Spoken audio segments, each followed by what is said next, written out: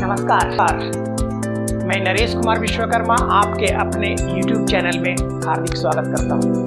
साथियों, मैं आज आपसे कुछ प्रश्न पूछना चाहता हूँ। क्या आप अपने लाइफ में वो बन पाए जो आप बनना चाहते थे? क्या वो कर रहे हैं जो आप करना चाहते थे? क्या वो पा रहे हैं जो आप पाना चाहते थे? क्या आप अपनी जिंदगी में आर्थिक तंगी झेल रहे हैं? क्या आपका स्वास्थ्य खराब है? क्या आप अपने रिलेशनशिप के समस्या को झेल रहे हैं? क्या आपके मित्र आपको छोड़कर भाग रहे हैं? क्या आप इन सारी चीजों को झेल रहे हैं? यदि हाँ, तो मैं ये कह सकता हूँ कि आप इन सारी चीजों को फिर से वापस पा सकते हैं। सिर्फ और सिर्फ एक चीज को आपको बदलने की जरूरत है, और वो है आपकी सोच। क्या आप अपनी सोच को बदल सकते हैं? क्या आप इसके संबंध में सोच रहे हैं कि आपकी सोच वो नकारात्मक है कि सकारात्मक है?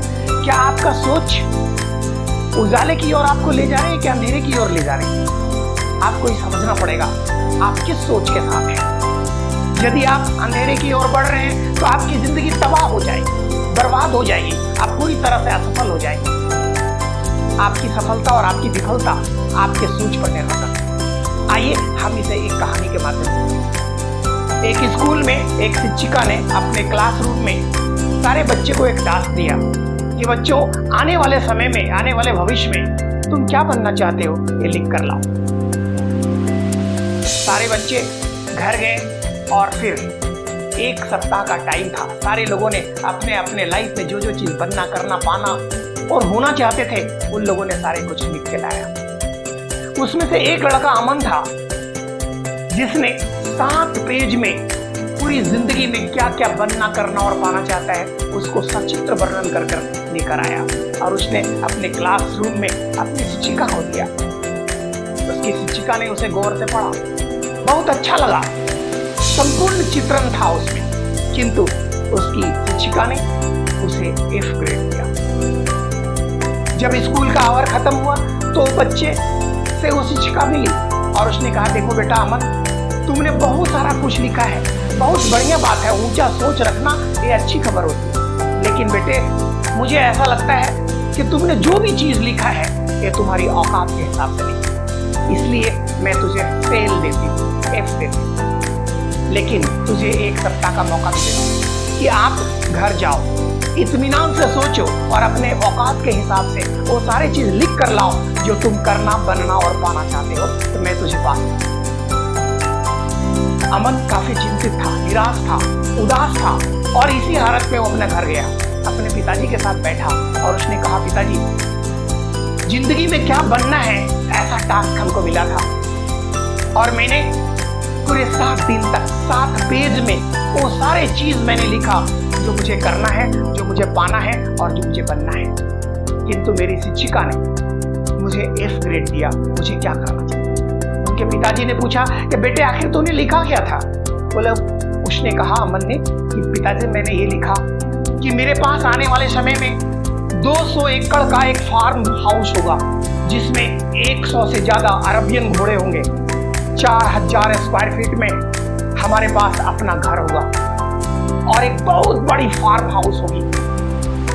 पिताजी, मैं दिलो जान से ये चाहता हूँ, मुझे ये पाना ही है, मुझे विश्वास है कि मैं ये पा सकता हूँ। उनके पिताजी ने जब ये चीज को सुना तो उसको ऐसा लगा, उनकी आंखों में आंसू आया। वो कोई सलाह देने के मूड में नहीं थे, इसलिए उसने कहा, देखो बेटे, ये तुम्हारी सोच है, तुम्हें ये करना, बनना और पाना है, तुम्हीं को सोचना पड़ेगा कि तुम अपनी जिंदगी में क्या पाना चाहते हो। एक बार फिर अमन निराश था, लेकिन कुछ ही देर में उसने अपने आप को समझा, अपने आप को धैर्य बनाया और फिर वो शिक्षिका का पास जाता है और वो कहता है कि लिख कर ले आए बेटे? उसने कहा, हाँ मैंने लिख कर ले आया। और उसने शिक्षिका की तरफ फिर से वही लेख जो करना, बनना, पाना चाहता था उस और बढ़ा दिया। उसकी शिक्षिका ने फिर से देखा वही बातें, उसे गुस्सा आया और रीडिंग से उसके पेज में, इसके लेख में लिखा F और उसने अमन को लौटाया। अमन ने कहा कि मैम, आप अपने F पर कायम रहिए, हम अपने ड्रीम पर कायम रहेंगे। साथियों, और ठीक उस दिन से 30 साल बाद एक स्कूल अपने सारे बच्चों के साथ, करीब 500 बच्चों के साथ एक पिकनिक प्लेस में था, एक फार्म हाउस में था।